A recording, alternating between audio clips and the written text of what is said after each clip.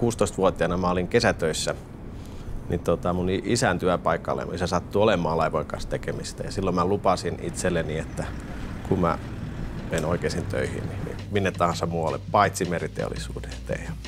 Täällä sitä ollaan. Eniram auttaa varustamoja säästämään polttoainetta. Siitä lyhyemmin ei sitä pysty enää sanomaan. Niin vähän kärjistettynä se oli 2006, kun me huomattiin, että softanörtit ja merikapteenit löysi ensimmäisen kerran sen yhteisen kielen.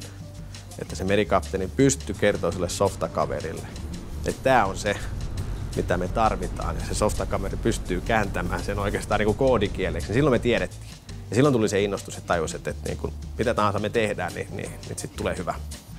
Sanotaanko niin, että Henu oli siinä mielessä niin kuin ratkaisevassa roolissa tässä, että kun me katsottiin sitä firman kokonaisuutta, niin meillä oli telakkaosaamista, laivarakennusosaamista, mulla oli itsellä softataustaa, mutta se kaikkein oleellisin puuttu oli bisnesosaaminen.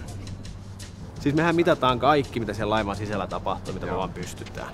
Mutta sitten mehän siis, jokainen laiva, missä meillä on järjestelmä, jos meillä on tuollaisessa laivassa järjestelmä, niin meillähän se ei ole laiva, vaan se on niinku datamittauspiste. Eli kun meillä vetää yksi laiva tuolla, niin me käytetään sen dataa hyväkseen päätelläkseen, miten tämän pitää mennä.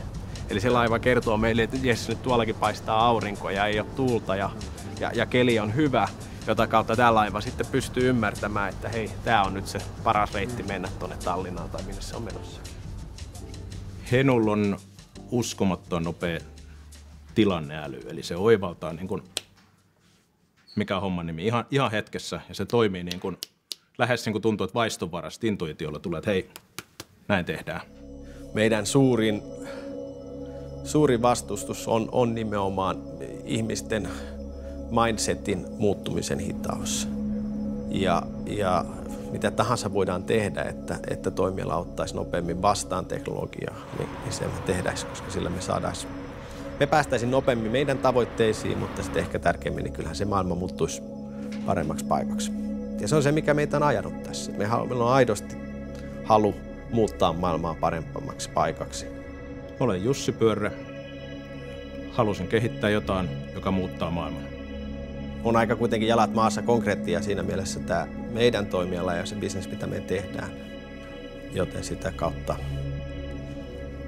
kyllä mä näen, että se on ihan vaan se, että me viedään tämä loppuun saakka, mitä lähdettiin aloittamaan tekemään. Eli se, että meidän teknologia kehittyy ja oikeastaan standardoituu ja kypsyy aikuiseksi niin, että se on vakaalla tasolla ja sitten samassa markkina kypsyy aikuiseksi, että kaikki toimialan yritykset käyttää tämän kaltaista teknologiaa.